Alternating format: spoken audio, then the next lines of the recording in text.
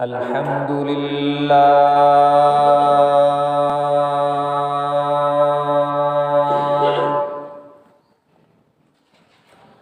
الحمد لله الذي نور قلوبنا بنور الإيمان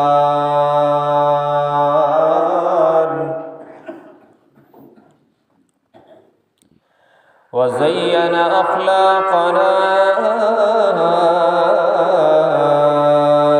بنور السنة والقرآن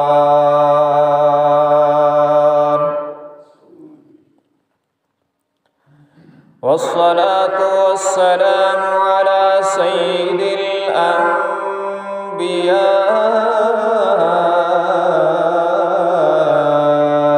محمد الذي أنزل عليه الفرقان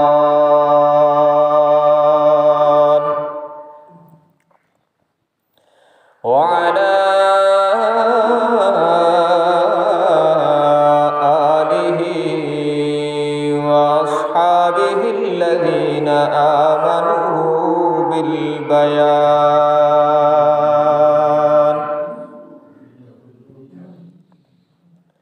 أما بعد فأعوذ بالله من الشيطان الرجيم. بسم الله الرحمن الرحيم.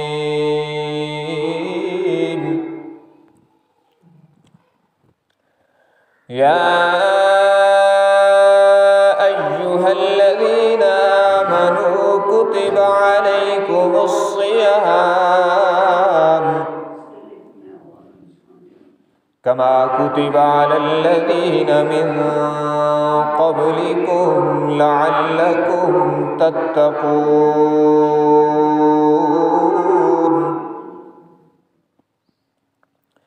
وقال النبي صلى الله تبارك وتعالى عليه وسلم: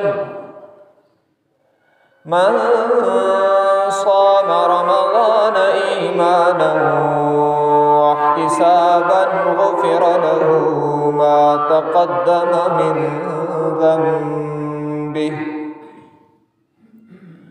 ومن قام رمضان إيمانا واحتسابا غفر له ما تقدم من ذنبه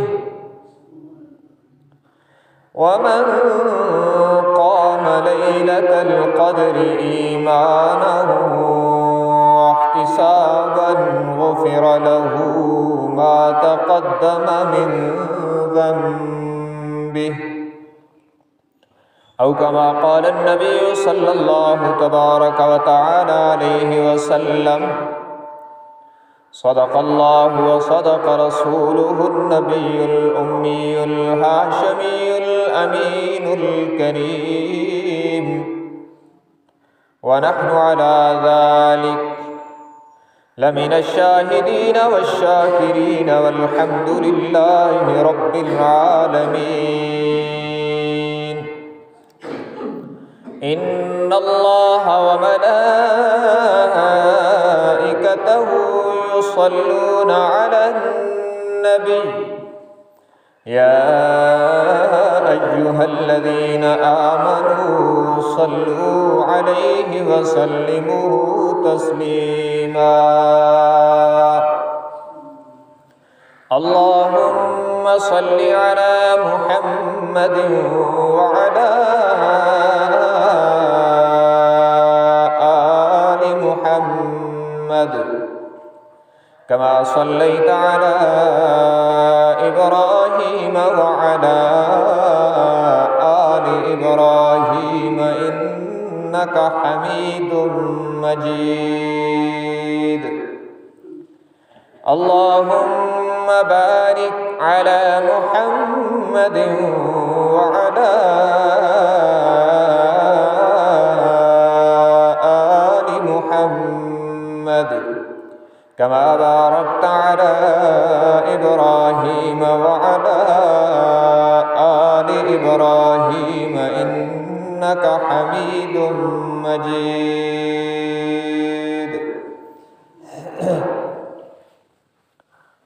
حاضرین کرام قدر،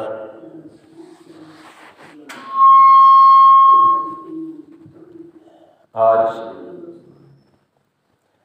ماہ رمضان المبارک کا پہلا جمعۃ المبارک ہے۔ رحمتوں اور برکتوں سے بھرپور ماہ مقدس کا یہ تیسرا دن ہے۔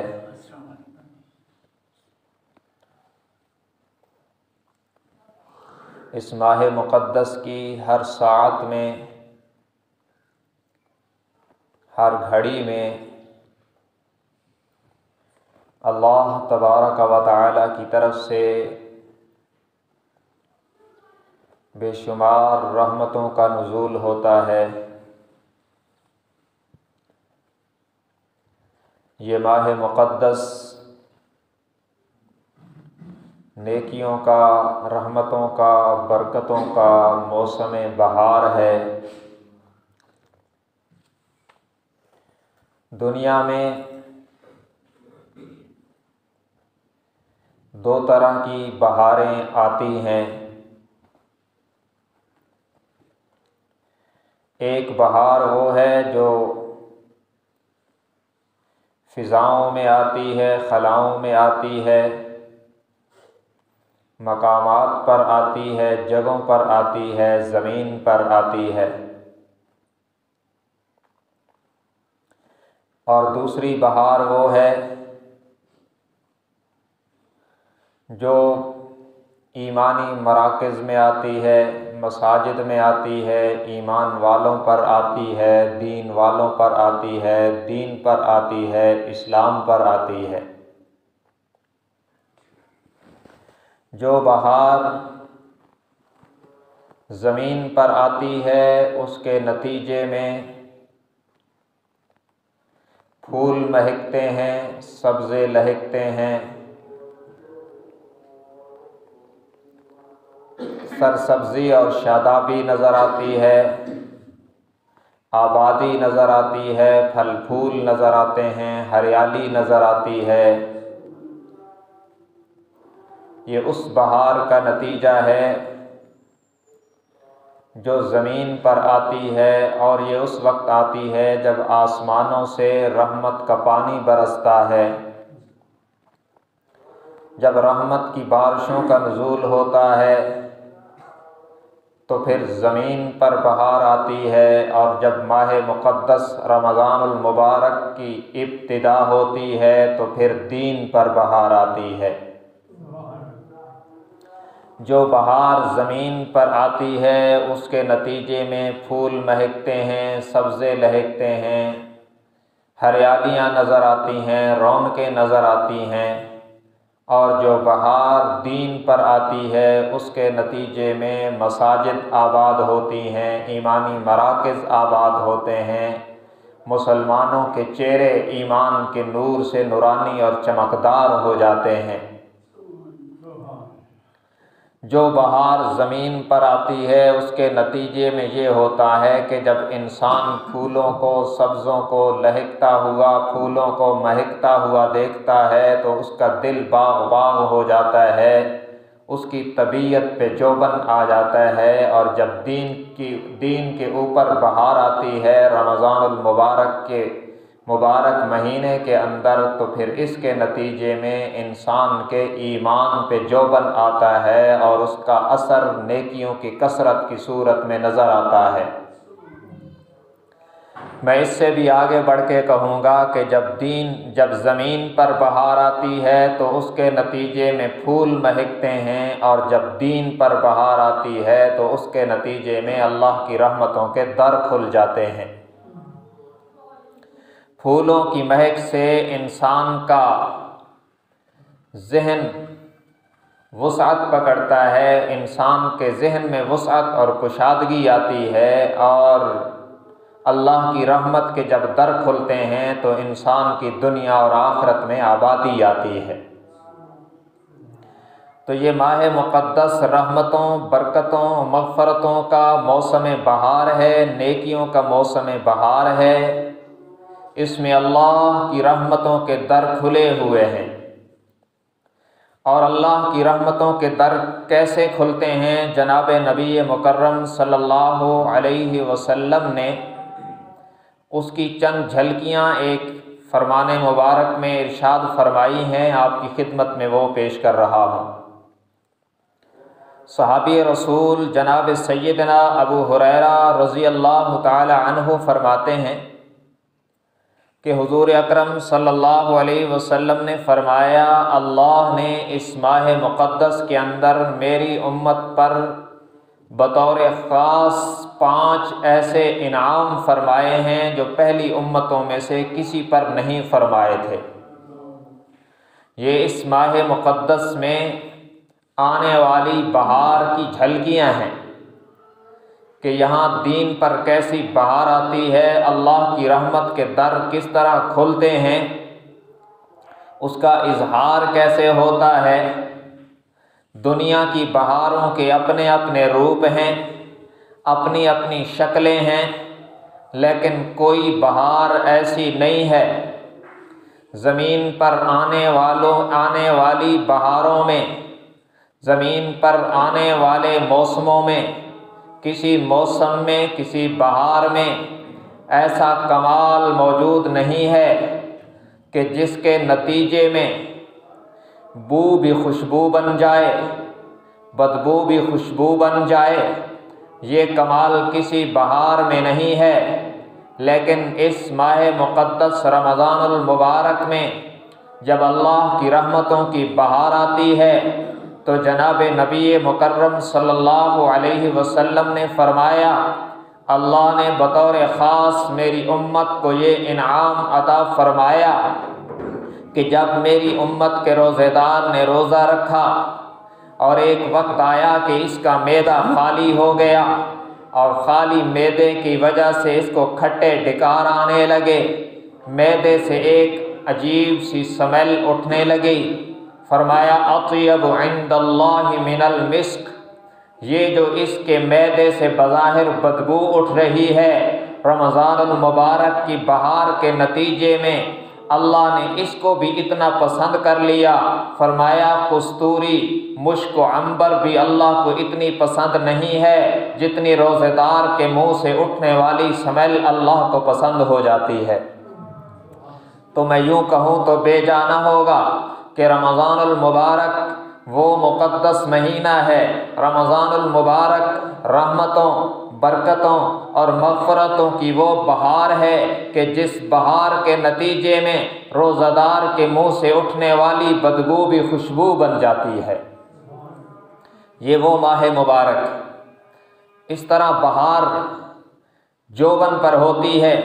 اس ماہ مقدس میں اس کو پہلا انعام یہ ملتا ہے کہ اس کے معدے سے اٹھنے والی سمیل اللہ کے ہاں خوشبو سے زیادہ پسند کر لی جاتی ہے۔ اور بعض لوگ یہاں پر ایک غلط فہمی کا شکار ہوتے ہیں کہ وہ روزے میں مسواک کرنا چھوڑ دیتے ہیں، اور دلیل یہ دی جاتی ہے کہ جناب روزہ دار کے منہ کی بو اللہ کو کستوری سے زیادہ پسند ہے، ہم اس کو زائل نہیں کرنا چاہتے۔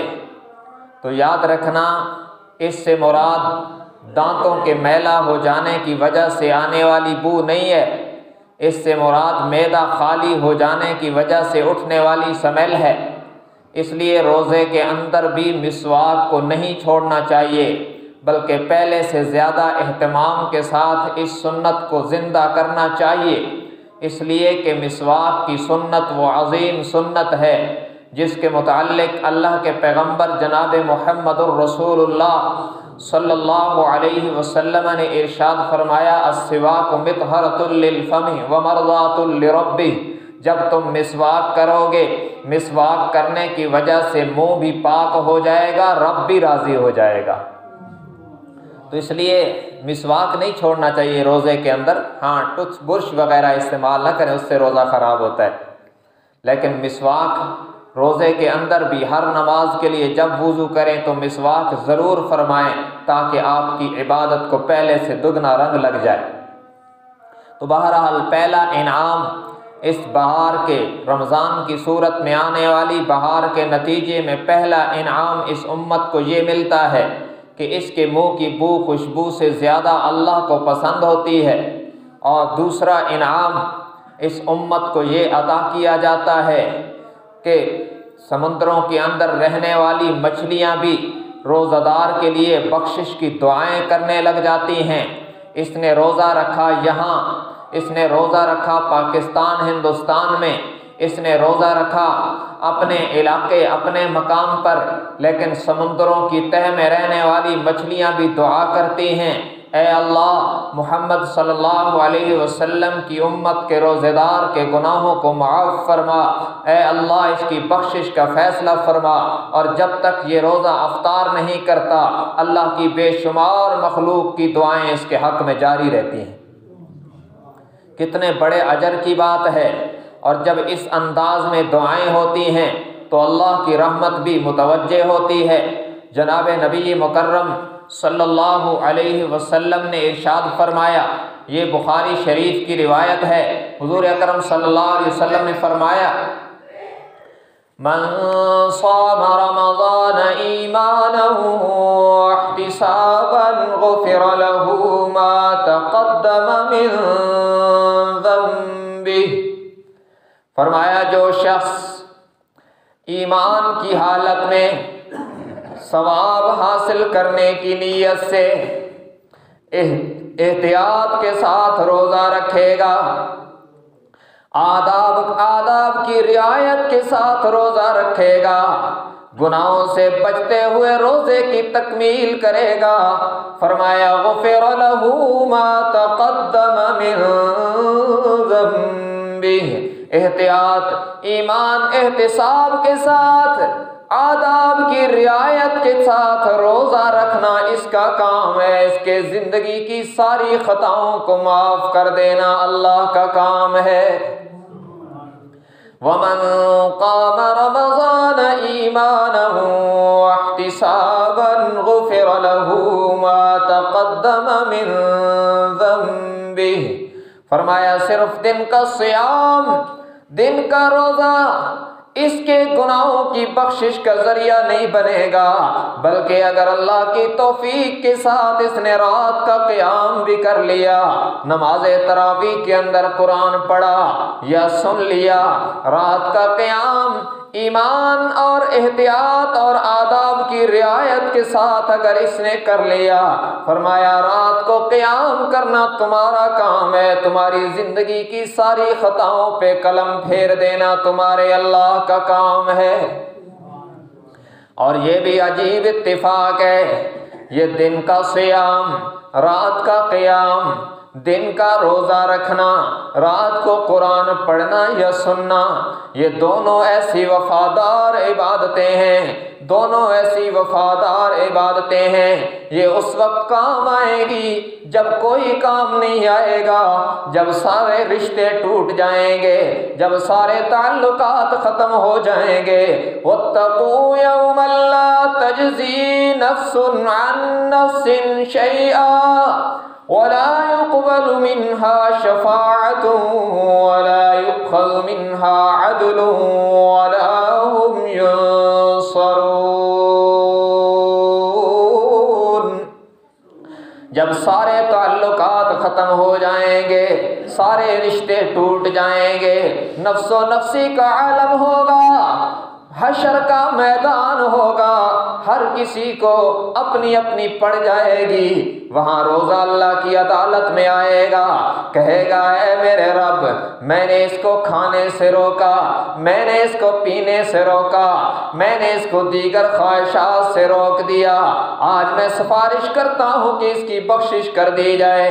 دوسری طرف قرآن اللہ کی عدالت میں آئے گا، کہے گا الہ العالمین میں نے اس کو رات کو نیند سے روک دیا تھا، مجھے پڑھتے ہوئے مجھے سنتے ہوئے یہ تھکا، اس کے ایک ایک جوڑ نے درد کیا، اس کو نیند نے ستایا، اس کی آنکھیں دکھتی رہیں، مگر میری تلاوت اس نے قضا نہیں کی۔ مجھے راتوں راتوں میں پڑھتا رہا، رمضان کی راتوں میں مجھے پڑھتا رہا یا سنتا رہا۔ الہ العالمین، اس وفا کا تقاضا یہ ہے کہ آج میں بھی سفارش کرتا ہوں اس کی بخشش کی جائے۔ اللہ کے حبیب صلی اللہ علیہ وسلم نے فرمایا فَيُشَفَّعَانِ، اللہ رمضان اور قرآن کی سفارش کو قبول فرما کر روزہ دار کی بخشش کا اعلان فرمائے گا۔ تو یہ دوسرا انعام ہے کہ سمندروں کی تہہ میں رہنے والی مچھلیاں بھی اس کی بخشش کی دعا کرتی ہیں۔ اور تیسرا انعام، بہار کی تیسری جھلک، فرمایا ہر روز میری امت کے روزہ داروں کے لیے جنت کو سجایا جاتا ہے، اور کہا جاتا ہے کہ عنقریب میری امت کے روزہ دار آئیں گے اور تیری رحمت، تیری بہاروں سے لطف اندوز ہوں گے۔ ہر روز جنت کو سجایا جاتا ہے۔ اور چوتھا انعام کیا ہوتا ہے؟ شیطان، انسان کا ازلی ابدی دشمن، جو ہر وقت انسان کے ایمان اعمال کو خراب کرنے کے لیے لگا ہوا ہے، فرمایا رمضان المبارک کے آغاز ہوتے ہی سرکش شیاطین کو قید کر دیا جاتا ہے تاکہ وہ میری امت کے روزہ داروں کو خراب نہ کر سکے، میری امت کے روزہ داروں کے روزے نہ خراب کریں۔ ہاں یہ الگ بات ہے کہ بعض لوگوں کے نفس اتنے سرکش ہو جاتے ہیں کہ شیطان قید بھی ہو جاتا ہے تو وہ خود شیطان کی نمائندگی کرتے ہیں، اللہ حفاظت فرمائے۔ تو اللہ کی طرف سے یہ انتظام کیا جاتا ہے کہ سرکش شیاطین کو قید کر دیا جاتا ہے تاکہ وہ مسلمانوں کے روزے خراب نہ کر سکیں۔ یہ بہار کی چوتھی جھلک ہے۔ اور پانچواں فرمایا یوں تو اس کے لمحے لمحے پر گناہگاروں کی بخشش کی جاتی ہے، لیکن آخری رات جب ہوتی ہے تو میری امت کے روزہ داروں کو معاف کر دیا جاتا ہے، ان کو بخشش کا پروانہ عطا کیا جاتا ہے۔ صحابہ نے عرض کیا حضور کیا یہ لیلۃ القدر میں ہوتا ہے؟ فرمایا نہیں، مزدور کو مزدوری اس کا کام مکمل ہونے پر دی جاتی ہے۔ جب میری امت کے روزہ دار رمضان مکمل کر رہے ہوتے ہیں، اس کی آخری رات ہوتی ہے، تو اللہ ان کو اجرت دیتا ہے، اللہ ان کو اجر دیتا ہے، اور اس رات رب العالمین یہ اعلان کرتا ہے کہ میری امت کے روزہ داروں آج تمہاری ساری خطاؤں پر قلم پھیر دیا گیا ہے۔ تو میرے بھائیوں، یہ رمضان المبارک رحمتوں اور برکتوں کا ماہ مبارک ہے۔ اس میں دین پہ بہار ہوتی ہے، اسلام پہ بہار ہوتی ہے، اور اس کا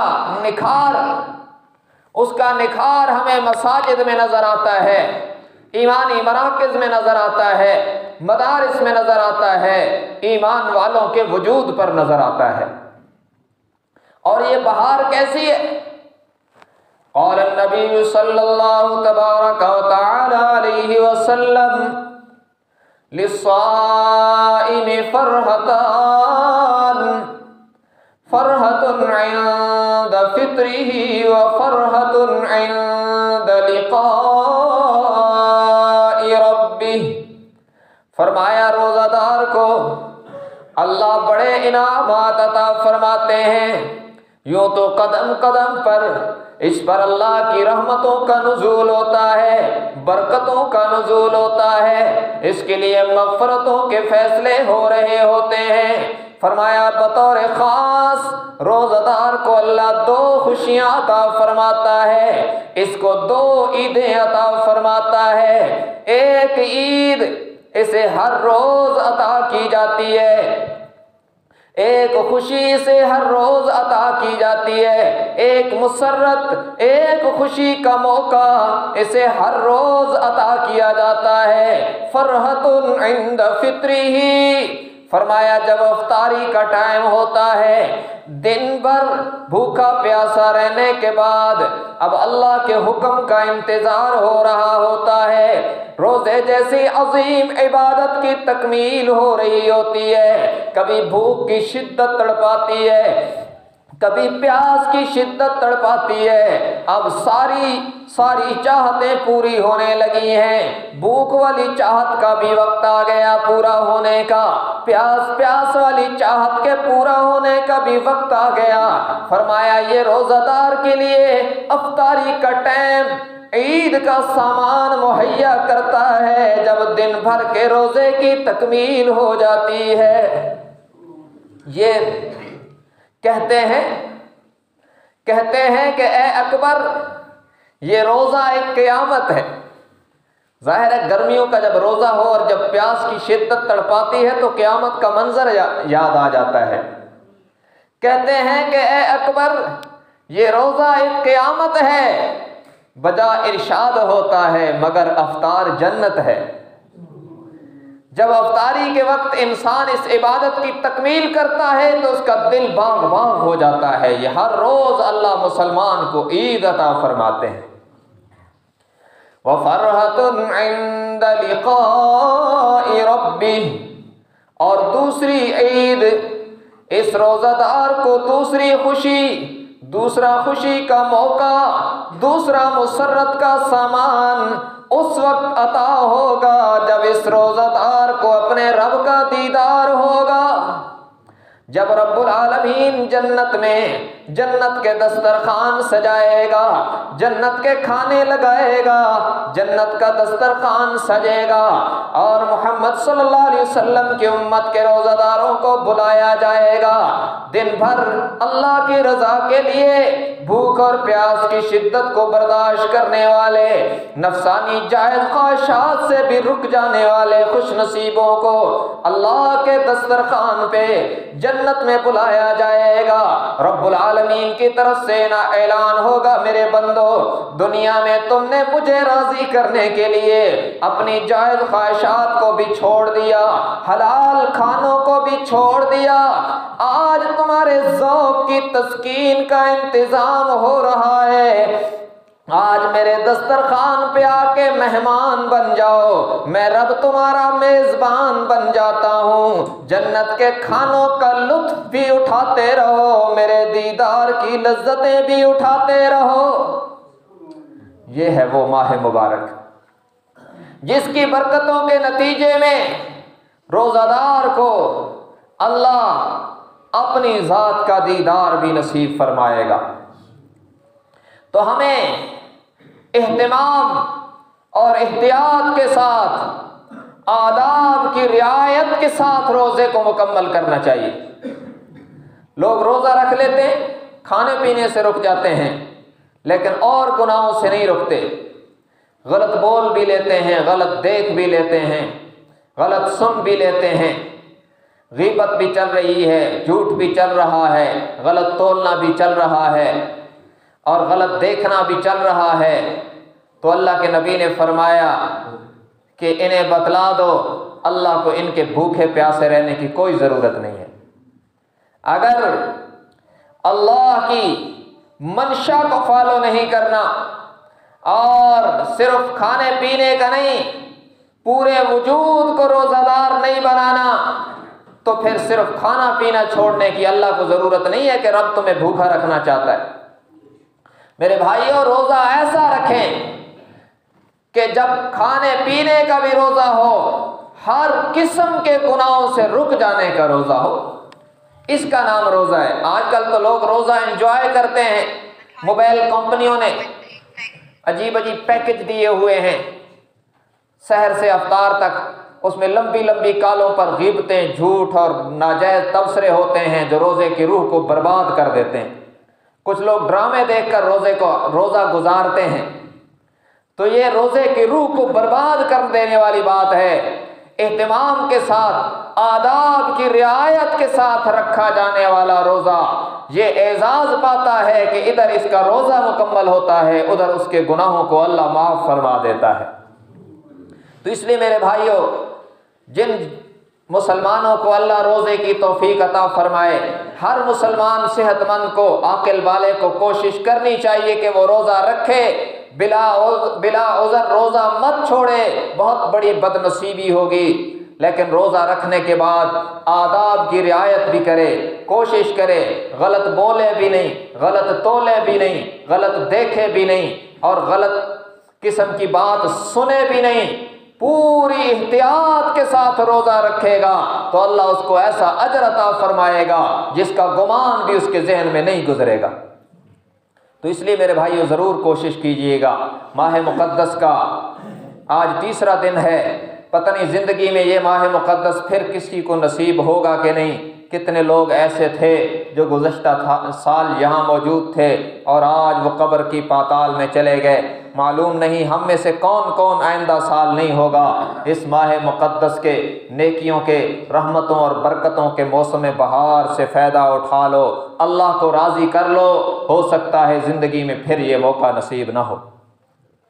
اور آخر میں میں اپنی طرف سے یہ اعلان کر رہا ہوں کہ آج کل جدید دور ہے، تقریباً ہر شخص کے ہاتھ میں موبائل ہے، اس کو صحیح استعمال کرنا سیکھیں، اس کو ایسے استعمال کریں جس سے اللہ راضی ہو، اور اللہ کی رضا والی چیزوں کو دیکھیں، سنیں، اللہ کی ناراضگی والے اعمال سے بچیں، اور اس میں تلاوت سنیں، علماء کی تقاریر سنیں، اچھی چیزیں دیکھیں، تو یہ اس کا استعمال باعث ثواب ہوگا۔ اسی میں اگر آپ موبائل استعمال کرتے ہیں تو یوٹیوب پہ جا کر محمد دلاور نعمانی بھی لکھ دیں، یہ میرا نام ہے، سمپل سا یہ لفظ محمد دلاور نعمانی لکھیں گے تو اس میں میرا چینل کھلے گا، اس میں آپ کو جمعے کے بیانات، تلاوتیں، نعتیں اور ضروری قسم کی ویڈیوز، مسائل پر مبنی ہر قسم کا مواد ملے گا۔ تو میں گزارش کرتا ہوں جتنے حضرات موبائل چلاتے ہیں کہ یوٹیوب پہ جا کے محمد دلاور نعمانی لکھ کر اس چینل کو بھی سبسکرائب کریں اور اس صدقہ جاریہ میں ہمارے ساتھ شریک ہوں۔ اللہ تبارک و تعالی ہم سب کو دین حق کی صحیح سمجھ اور اس پر عمل کی توفیق عطا فرمائے۔ وآخر دعوانا ان الحمد للہ رب العالمین۔